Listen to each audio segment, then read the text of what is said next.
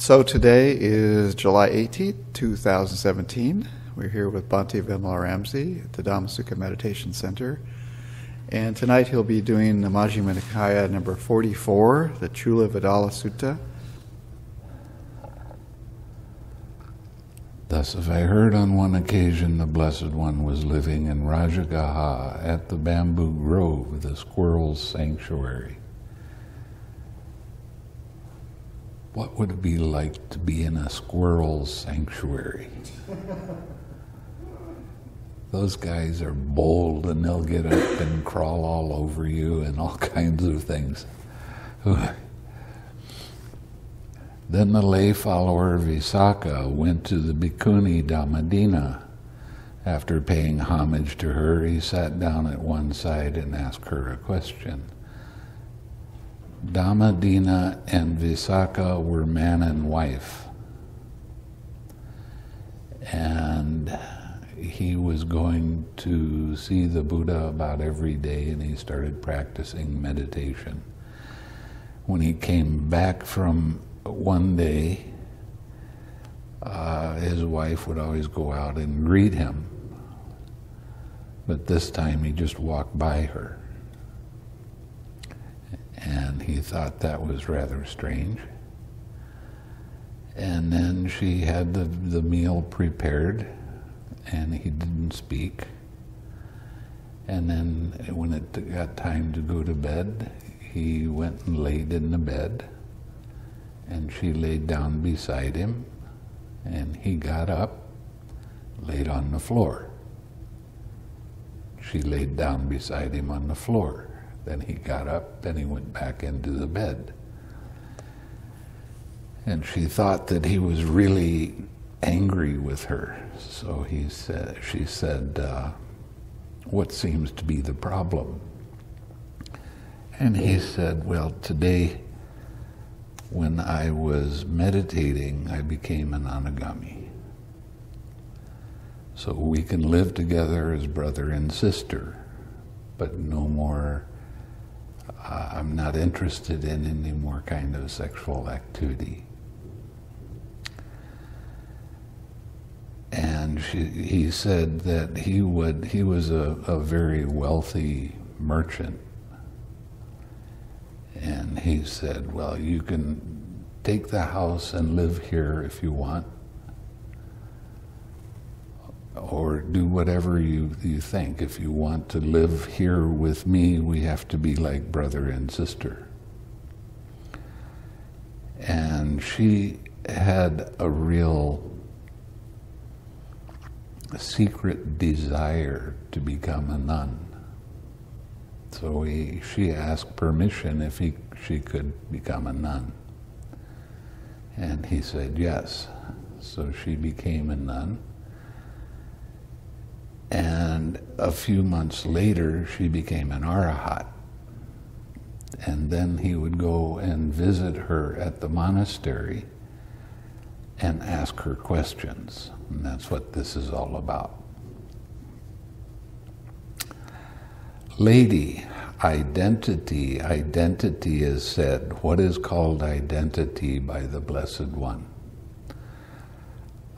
She was the foremost bhikkhuni, like Sariputta was foremost,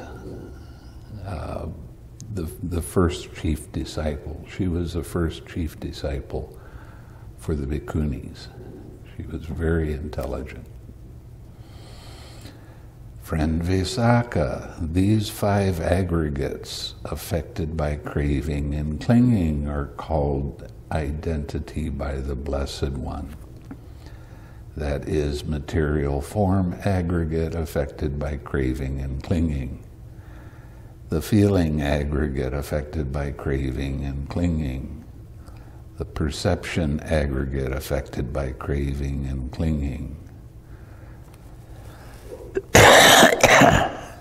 The formations aggregate affected by craving and clinging. And the consciousness aggregate affected by craving and clinging. These 5 aggregates affected by craving and clinging are called identity by the Blessed One. Now, when somebody becomes an arahat, they still have the 5 aggregates, but they're not affected by craving and clinging. So there's no attachment in there.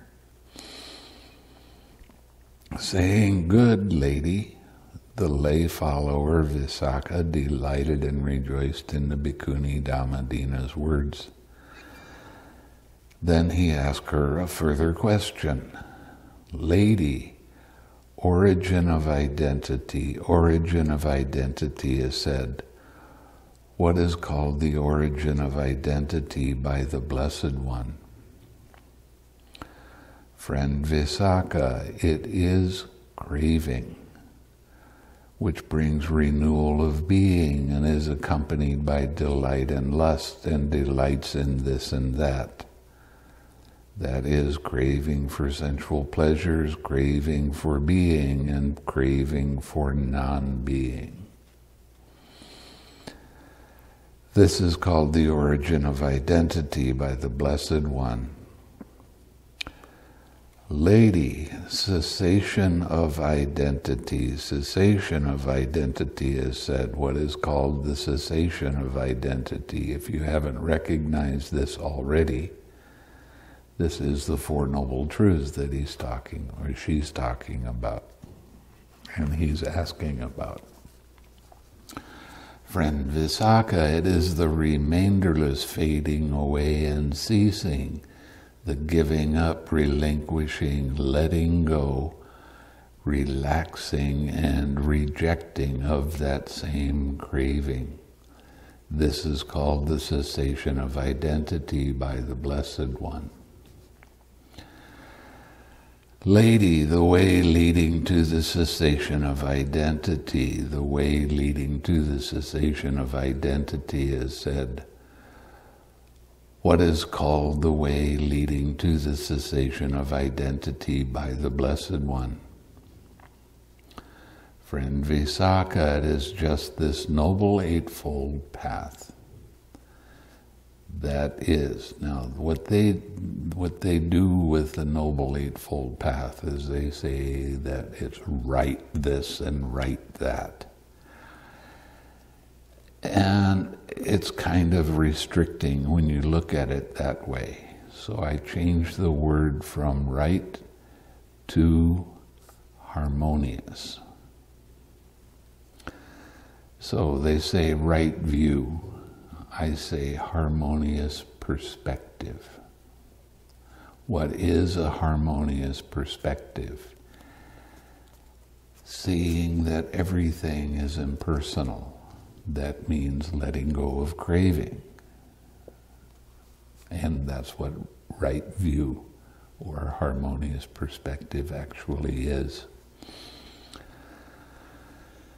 In the later editions of Bhikkhu Bodhi's Majjhima Nikaya, he says the next one is right intention, and I don't agree with that very much. And I call it harmonious imaging. What kind of image do you hold about yourself? Do you hold an image of being prosperous or poor? Do you hold an image of sadness or happiness? So using harmonious imaging is a lot closer to the actual Pali than right intention is. Right intention kind of makes it personal.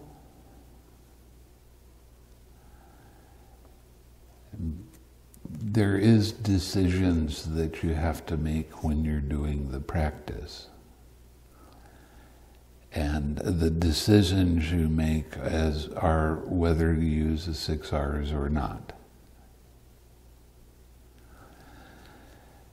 Because you don't use them with every distraction that comes up. only when your attention gets pulled away from your object of meditation, then you use the 6 R's. And you have to make sure that you use all of the 6 R's. Now we're going to get into that in a little bit with right effort. So I'll talk about that a little bit more. The next thing they say, or the next fold of the Eightfold Path, they call it right speech, and I think this is very much misunderstood because it's just on a surface level. So I call it harmonious communication. Who do you talk with more than anyone else in the world? Yourself. Are you in harmony with yourself? Or are you critical towards yourself because you make a mistake? Now, everybody makes a mistake. And it's all right to make a mistake. But the trick is you have to learn from your mistake and don't do it again. And how much does your mind come down on yourself because you're not as perfect as you think you should be?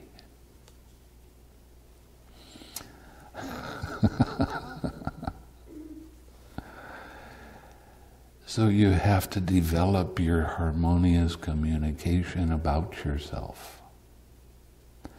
And some people can call that well, you're really conceited. You think about yourself in positive terms. But this is very highly personal, and being able to watch your mind and not criticize yourself if you make a mistake. Forgive yourself for making a mistake. Continue on.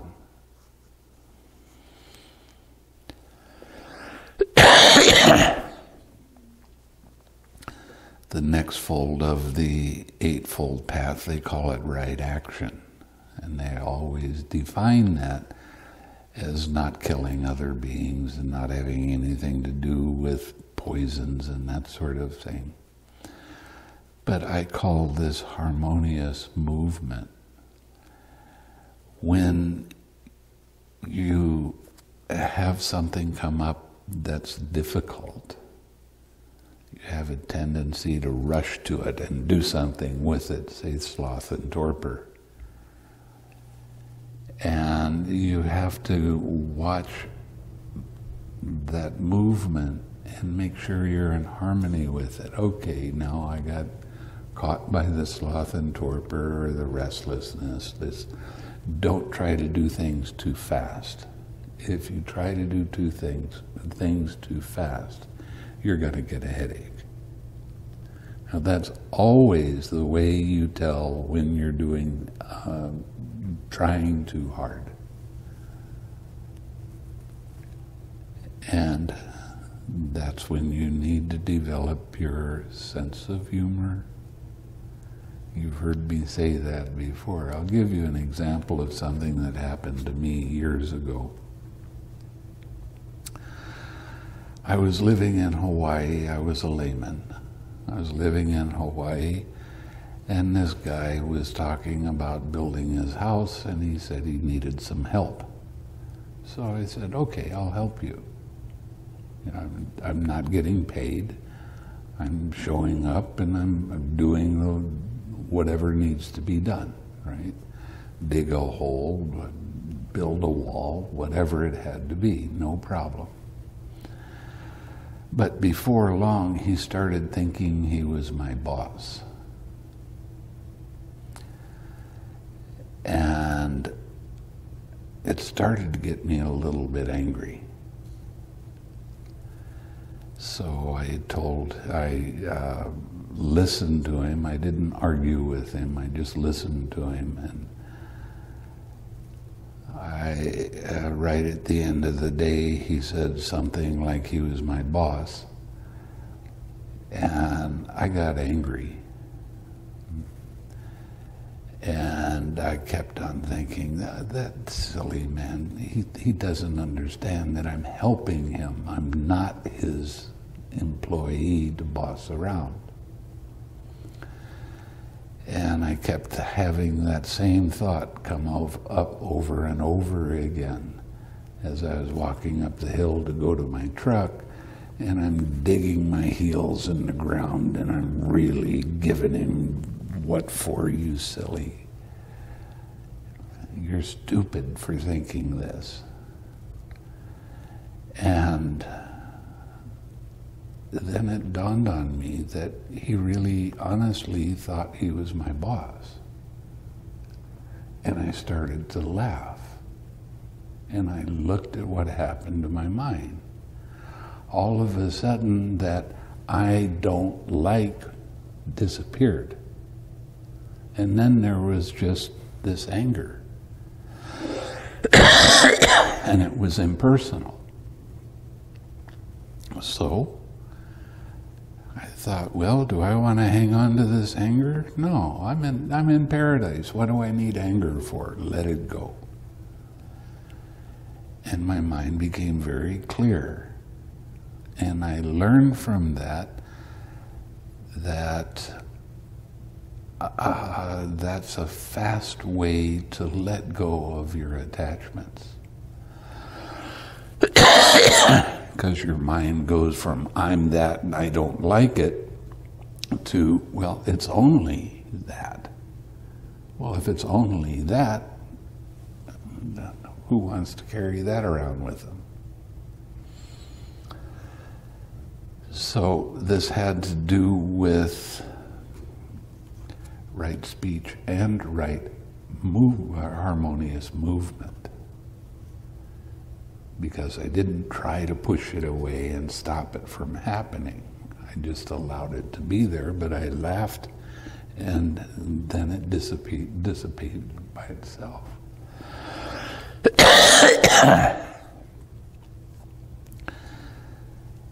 The next fold of the Eightfold Path, they call it right livelihood, and I call it harmonious lifestyle.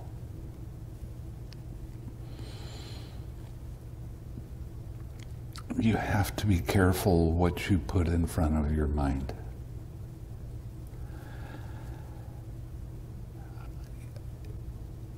If you, well, for instance, this one woman in Malaysia, she came to me and she told me that she was having really bad dreams, nightmares. So I asked her why she thought she was having nightmares. And she said, I don't know, but it always seems to happen after I go to the movies. Well, what kind of movies do you watch? I love horror stories. And I said, well, stop going to those movies. And she said, but I love them. I love that. And I said, well, don't come to me when you have nightmares then. She was putting this fear in her mind, and her mind just didn't rest and brought up these nightmares. Eventually she did stop, and she didn't have any problem with them anymore. When I was in Kyrgyzstan, there was one woman that since she was a little child, she's sleepwalk. And she'd been doing it for years.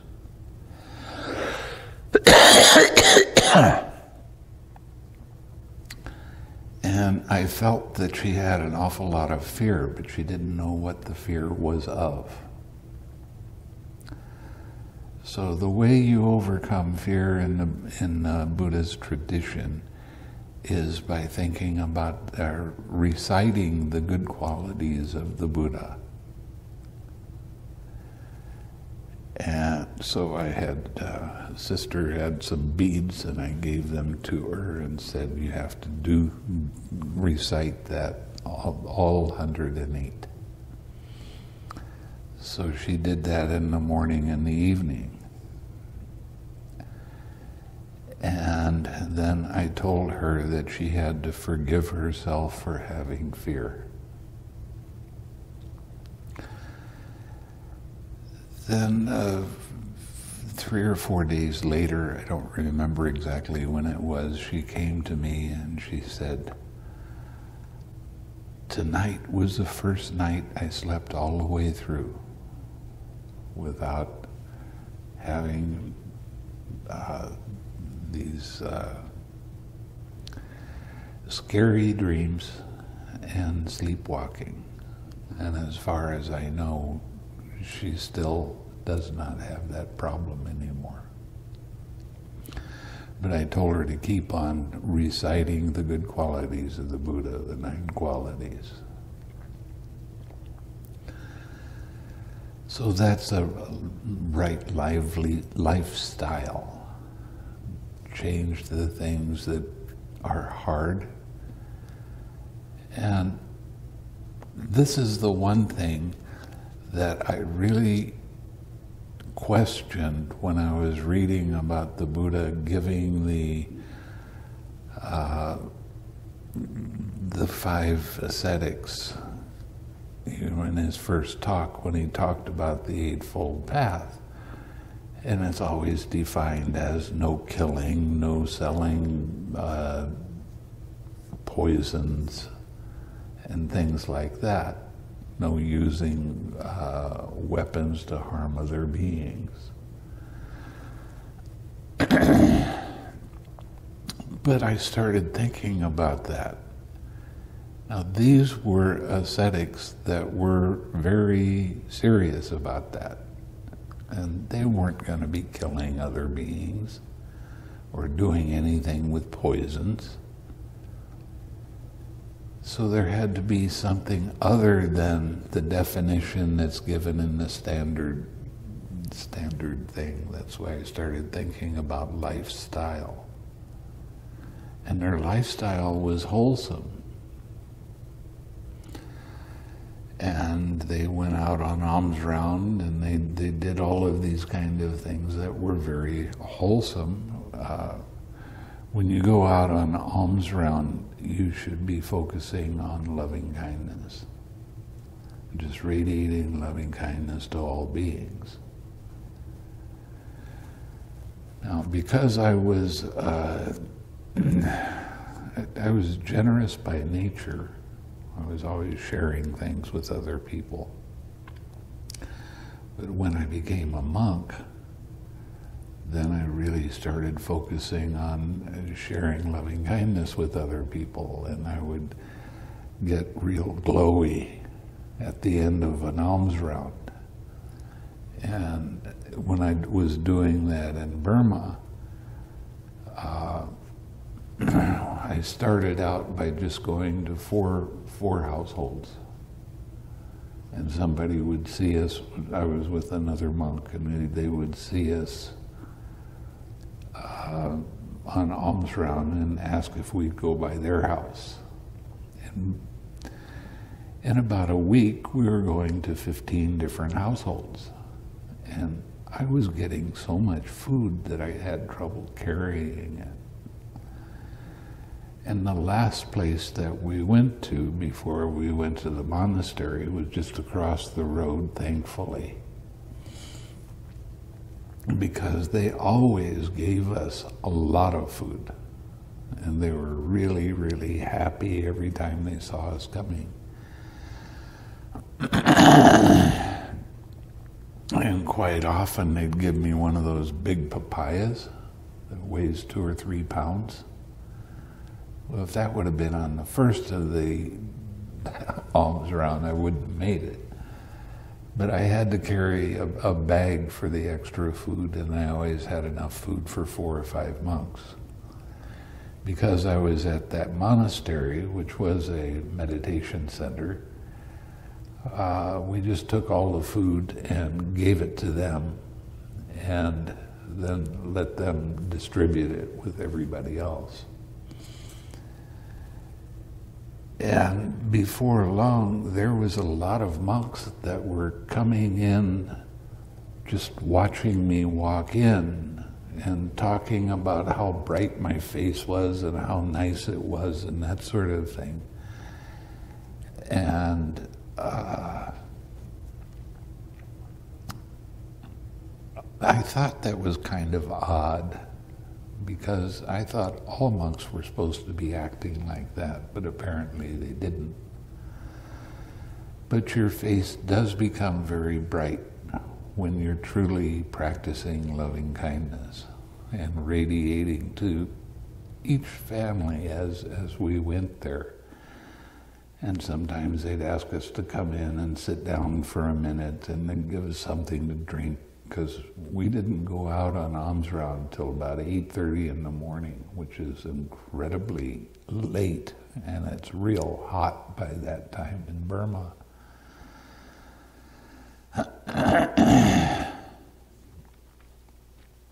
So carrying 8 or 9 pounds of food, I got my exercise then, let's put it that way. But I've always had very good food karma. And when one of the New Year's, at that monastery, there would be temporary ordinations, and there'd be like 400 or 500 monks and nuns that came, and they temporarily ordained. So, and it was like the hottest time of the year. So the head monk suggested that I go up to Memyu, which was up in the hills, and it was quite a bit cooler. And that way there was more room for the other monks and nuns. And it was, I don't remember the name of the village that I was in, but it was outside of Memyu a little bit. But I went on alms round every day, and I always came back with enough food for 5 other monks, me personally. And they were very poor, and they would rather give the food to a monk and not eat than not make the merit of giving food to the monk. Now, the rule is that as soon as you finish eating, then you're supposed to throw the food out, but I couldn't do it. So I'd put the food that we didn't eat on a tray, and I'd carry it back down to the village and just set it in front of a house, and the other villagers would come and get food.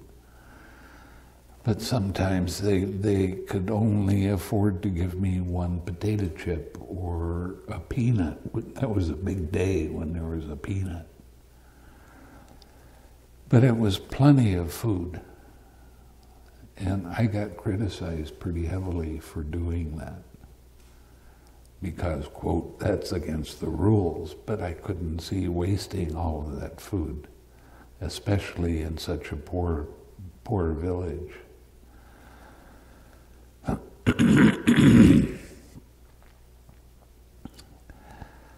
And that's part of, for monks, that's part of right lifestyle. Okay?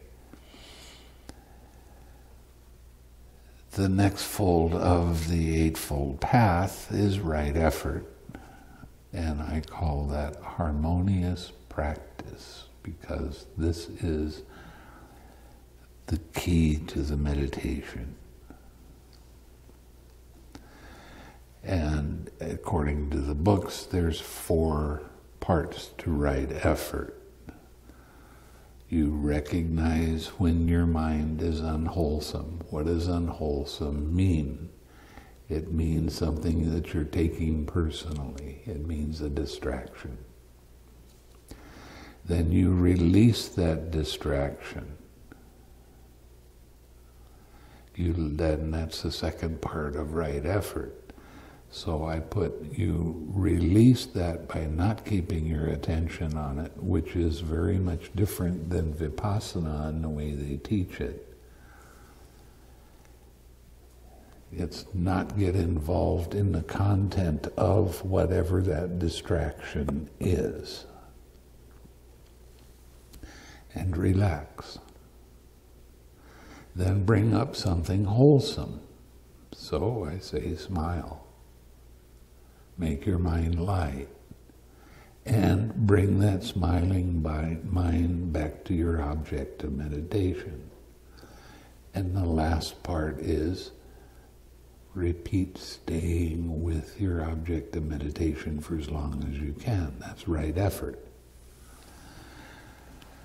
So I call this harmonious practice because this is the true practice of meditation. And again, most people don't have that relaxed step. And without the relaxed step, you're bringing the craving back to your object of meditation, and that takes you off of the path that the Buddha taught. So the next part, or next fold of the Eightfold Path is, they call it right mindfulness, I call it harmonious observation. Remember to observe how mind's attention moves from one thing to another. How does it happen? Now, if you keep that in mind, you'll get to see more and more closely how this process of dependent origination actually does occur. And you'll go deeper, faster when you use that relaxed step. So, this is a harmonious observation. And of course, the last, they call it right concentration, and that word is very much misunderstood. So I call it a harmonious collectedness. What is collectedness?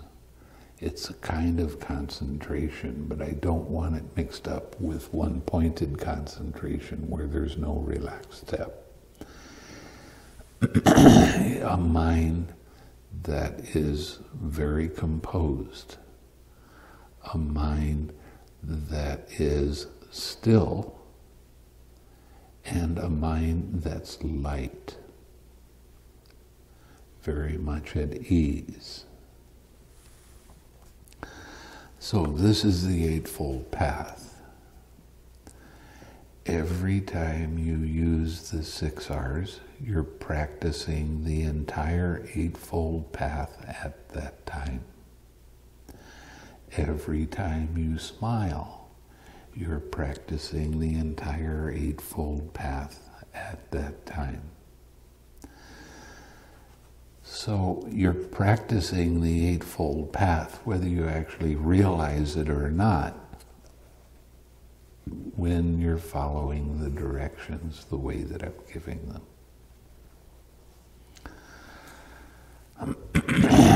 Lady, is that craving and clinging the same as the 5 aggregates affected by craving and clinging?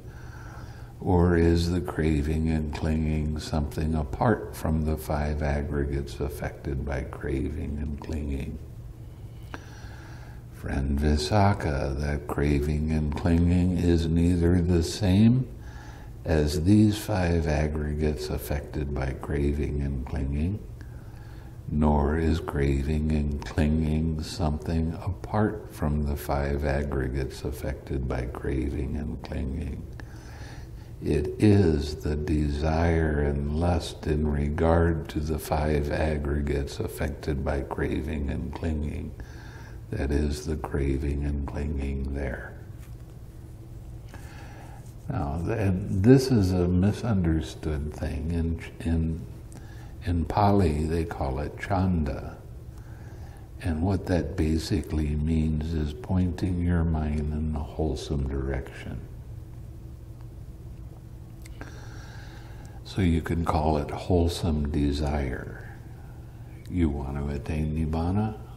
Okay. That's a wholesome desire. You don't think it over and over and over again. You just know that now I'm pointing my mind towards Nibbana. I'm pointing my mind towards the wholesome. And the more you point your mind towards the wholesome, the more wholesome your mind becomes. Okay, identity view. How does identity view come to be? Here, friend Visakha, an untaught, ordinary person who has no regard for noble ones and is unskilled and undisciplined in their Dhamma. And that basically means monks that haven't had an attainment, but they know the Dhamma. Who has no regard for, it's no regard for true men. That's monks that don't, they follow the Dhamma very closely, but they haven't had any attainment. And as unskilled and undisciplined in their Dhamma, regards material form as self, or self as possessed of material form, or material form as in self, or self as in material form. He regards feeling as self, or self as possessed of feeling, or feeling as in self, or self as in feeling. He regards perception as self, or self as possessed of perception, or perception as in a self, or self as in perception. He regards formations as self, or self as possessed of formations, or formations as in self, or self as in formations. He regards consciousness as self, or self as possessed of consciousness, or consciousness as in self, or self as in consciousness. This is how identity view comes to be. Lady, how does identity view not come to be?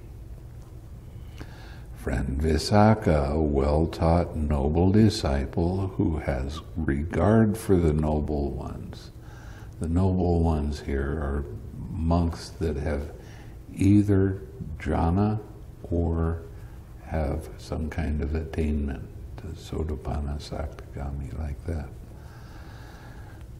And is skilled and disciplined in their Dhamma, who has regard for true men and is skilled and disciplined in their Dhamma, does not regard material form as self, or self as possessed of material form, or material form as in self, or self as in material form. He does not regard feeling as self, or self as possessed of feeling, or feeling as in self, or self as in feeling. He does not regard perception as self, or self as possessed of perception, or perception as in self, or self as in perception. He does not regard formations as self, or self as possessed of formations, or formations as in self, or self as in formations. He does not regard consciousness as self, or self as possessed of consciousness, or consciousness as in self, or self as in consciousness. That is how identity view does not come to be. Lady, what is the Noble Eightfold Path? Friend Visakha, it is just this Noble Eightfold Path, that is harmonious perspective, harmonious imaging, harmonious communication, harmonious movement, harmonious lifestyle, harmonious effort, harmonious mindfulness, and harmonious collectedness. Lady, is the Eightfold Path conditioned or unconditioned? Friend Visakha, the Noble Eightfold Path is conditioned. Lady, are the three aggregates included by the Noble Eightfold Path, or is the Noble Eightfold Path included by the three aggregates? The three aggregates are not included in the Noble Eightfold Path, friend Visakha, but the Eightfold Path is included by the three aggregates. Harmonious communication, harmonious movement, and harmonious lifestyle. These states are included in the aggregate of virtue. Now, the way I gave you the Eightfold Path, you're using that in the meditation.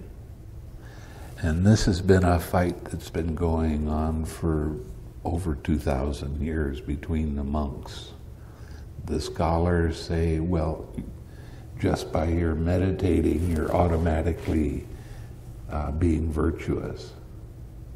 And the practitioners say, no, that means it's only a fivefold path. It has to be in the meditation, and it's been going back and forth for a long time. Harmonious effort, harmonious observation, and harmonious collectedness. These states are included in the aggregate of collectedness. Harmonious perspective and harmonious imaging. These states are included in the aggregate of wisdom. Lady, what is collectedness? What is the basis of collectedness? What is the equipment of collectedness? What is the development of collectedness? Unification of mind, friend Visakha, is collectedness. The four foundations of mindfulness are the basis of collectedness. The four kinds of right effort, or harmonious practice, is the equipment of collectedness. The repetition, development, and cultivation of these same states is the development of collectedness therein. Lady, how many formations are there? There are these three formations, friend. The bodily formation, the verbal formation, and the mental formation. But lady, what is the bodily formation? What is the verbal formation? What is the mental formation? In-breathing and out-breathing, friend, are bodily formation. Thinking and examining thought are verbal formation. Perception, feeling, and consciousness are mental formations. But lady, why are in-breathing and out-breathing the bodily formation? Why are thinking and examining thought the verbal formation? Why are perception, feeling, and consciousness the mental formation? These are questions that a lot of people have, but they never ask, so they never get a real reason. So, friend Visakha, in and out, in-breathing and out-breathing are bodily. These are states bound up with the body. That is why in-breathing and out-breathing are bodily formation. First one thinks and sustains thought, and subsequently one breaks out into speech. Now this can be internal speech as well as external speech. That is why thinking and examining thought are verbal formations. Perception, feeling, and consciousness are mental formations. These states are bound up with mind. That is why perception, feeling, and consciousness are mental formations. Or, I am attaining the cessation of perception, feeling, and consciousness. Or, I have attained the cessation of perception, feeling, and consciousness. Why? Because there's no consciousness when you attain it. But rather, his mind has previously been developed in such a way that it leads him to that state. Lady, when a person is attaining the cessation of perception, feeling, and consciousness, which state cease first in him? The bodily formation, the verbal formation, or the mental formation? Friend Visakha, when a person is attaining the cessation of perception, feeling, and consciousness, first the verbal formation ceases, then the bodily formation, then the mental formation.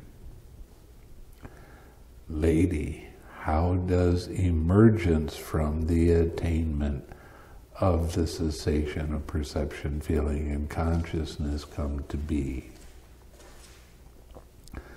Friend Visakha, when a monk is emerging from the attainment of the cessation of perception, feeling, and consciousness, it does not occur to him, I shall emerge from the attainment of the cessation of perception, feeling, and consciousness. Or, I am emerging from the attainment of the cessation of perception, feeling, and consciousness. Or, I have emerged from the attainment of the cessation of perception, feeling, and consciousness. But rather, his mind has previously been developed in such a way that it leads him to that state. So it's basically saying, when you're in this, you don't know you're in it. When you come out, you don't know how you came out. But you will feel strong relief and see the links and have a lot of joy. Lady, when a monk is emerging from the attainment of the cessation of perception, feeling, and consciousness, which states arise first in him, the bodily formation, verbal formation, or mental formation? Friend Visakha, when a monk is emerging from the attainment of the cessation of perception, feeling, and consciousness, first the mental formation arises, then the bodily formation, then the verbal formation. Lady, when a monk has emerged from the attainment of the cessation of perception, feeling, and consciousness, how many kinds of contact touch him? Friend Visakha, when a person has emerged from the attainment of the cessation of perception, feeling, and consciousness, 3 kinds of contact touch him. Voidness contact, signless contact, and desireless contact. Lady, when a monk has emerged from the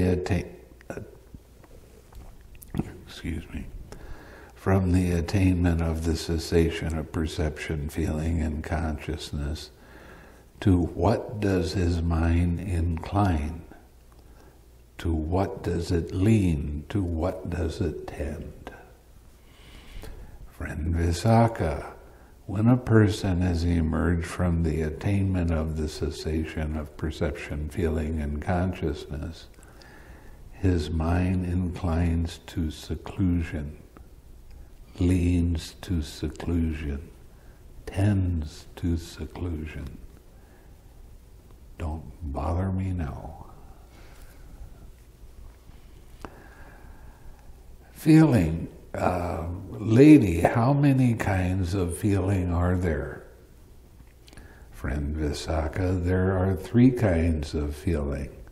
Pleasant feeling, painful feeling, and neither painful nor pleasant feeling.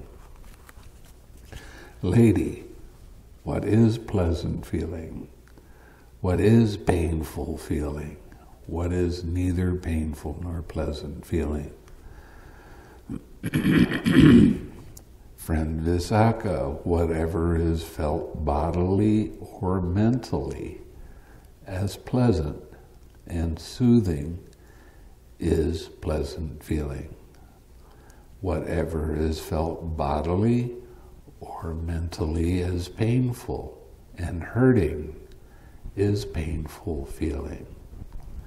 Whatever is felt neither bodily nor mentally as neither soothing nor hurting is neither painful nor pleasant feeling. Lady, what is pleasant? What is painful in regard to pleasant feeling?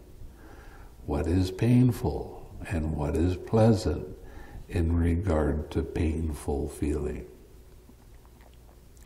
What is pleasant and what is painful in regard to neither painful nor pleasant feeling?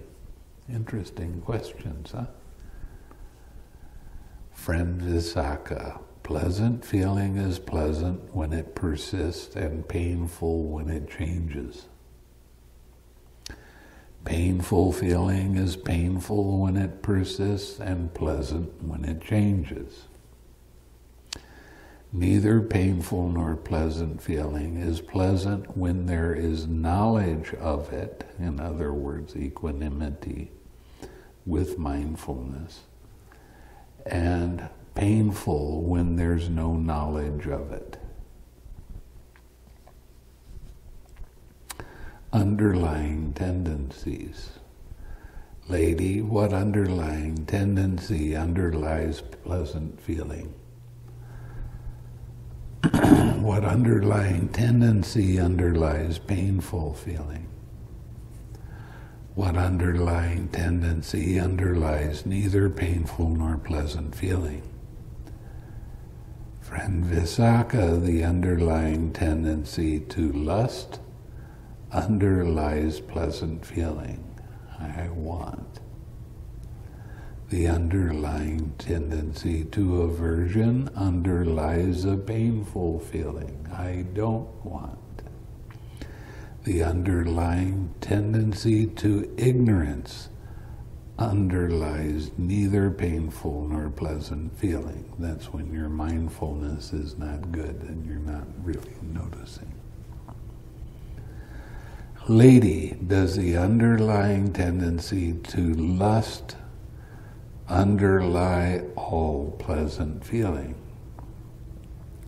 Does the underlying tendency to aversion underlie all painful feeling?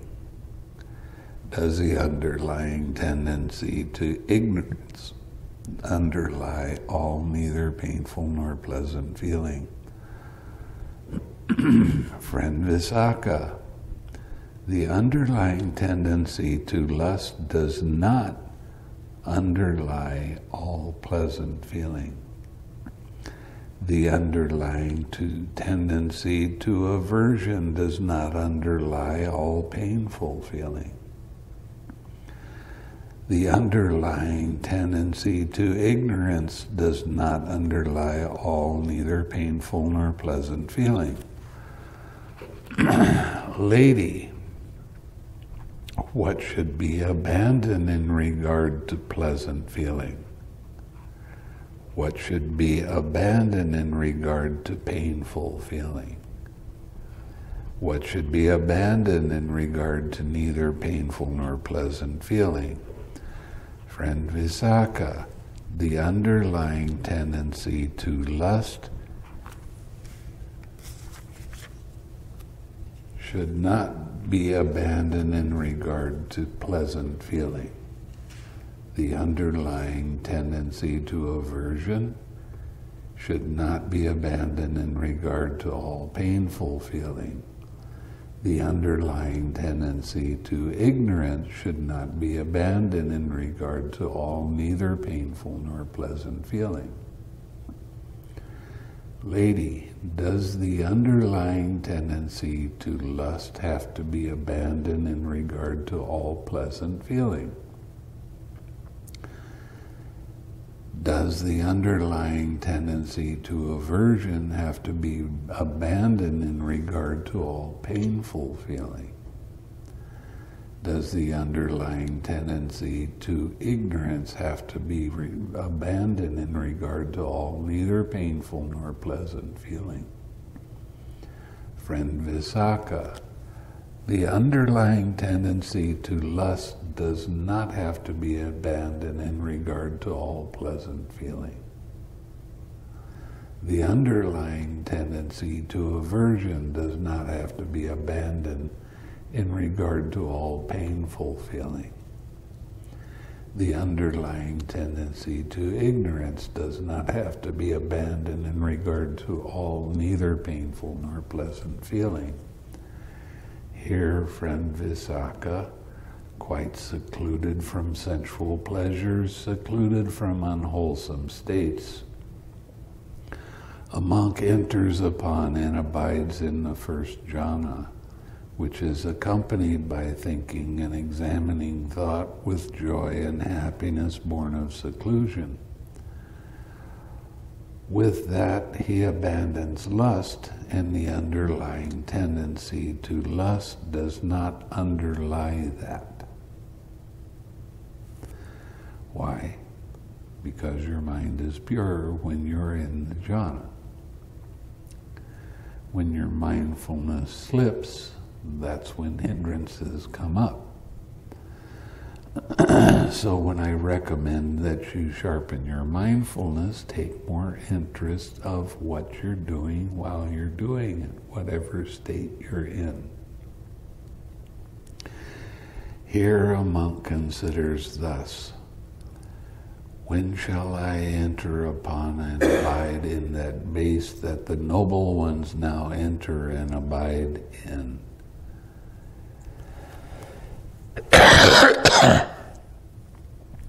In one who thus generates a longing for supreme liberation, grief arises with that longing as condition. With that, he abandons aversion, and the underlying tendency to aversion does not underlie that. So using the 6 R's, especially with longing, I've been meditating years, I want something to happen.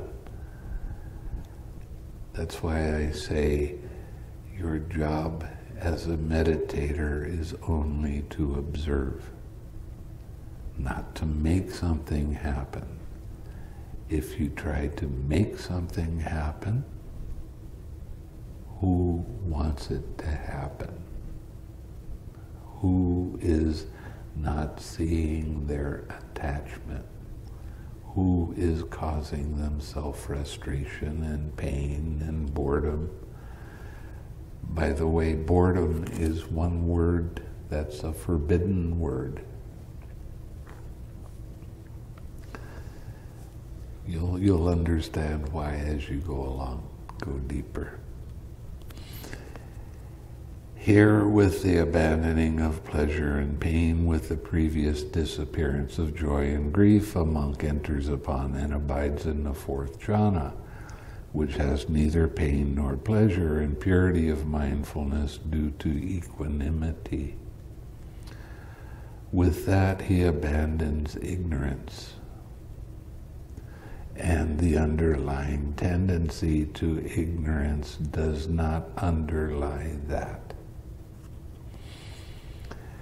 Now we get into our counterparts. This gets to be fun. Lady, what is the counterpart of pleasant feeling? Friend Visakha, painful feeling is the counterpart of pleasant feeling. What is the counterpart of painful feeling? Pleasant feeling is the counterpart of painful feeling. What is the counterpart of neither painful nor pleasant feeling? Ignorance is the counterpart of neither painful nor pleasant feeling. What is the counterpart of ignorance? True knowledge, seeing things as they actually are. In other words, seeing the links of dependent origination.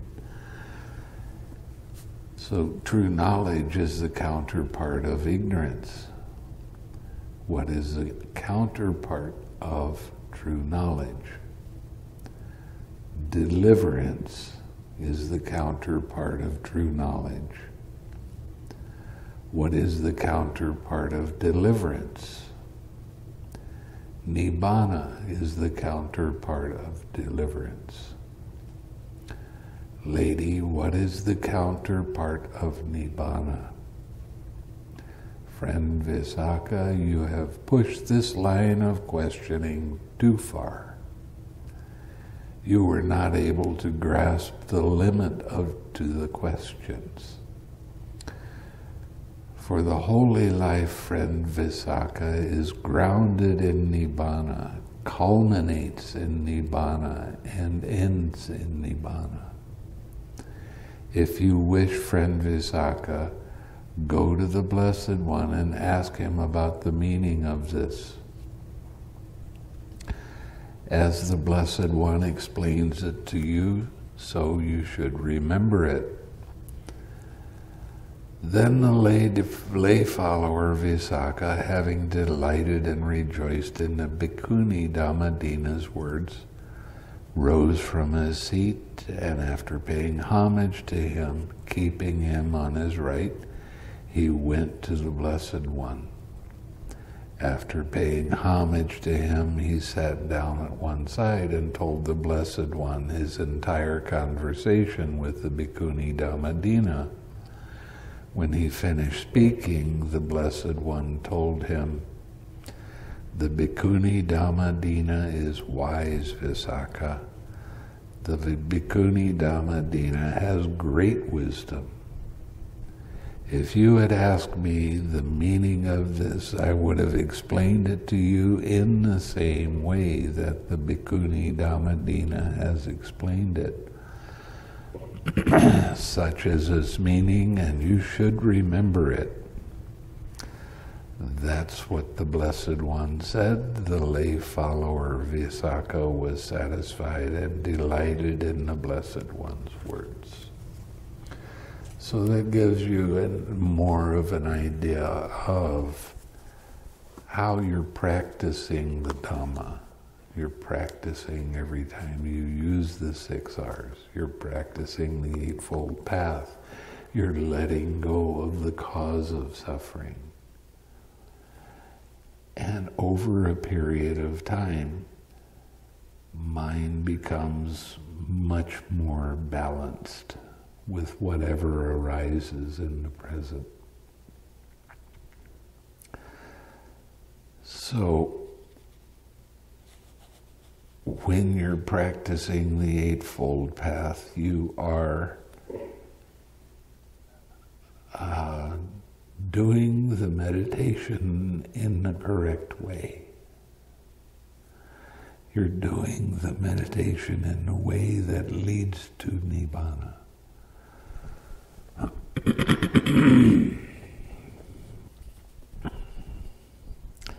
And that should clear up your doubts about whether you're doing the meditation correctly or not. Follow these instructions as closely as you can. They're not my instructions. You just heard me read what the instructions are. And this will be of great benefit to you. And if you keep practicing in this way, it can be a great benefit to you for a very long time. The trick is, when you get out of retreat, remembering to do the 6 R's as much as you can during the day. Smiling is the thing that will help you keep your mindfulness sharp, so you'll be able to do that. And there's going to be times that you forget, so forgive yourself for forgetting and getting caught in this and that, and start over again. Don't get into criticizing yourself because you're not going to be perfect at it. Old habits of how many lifetimes are going to creep in.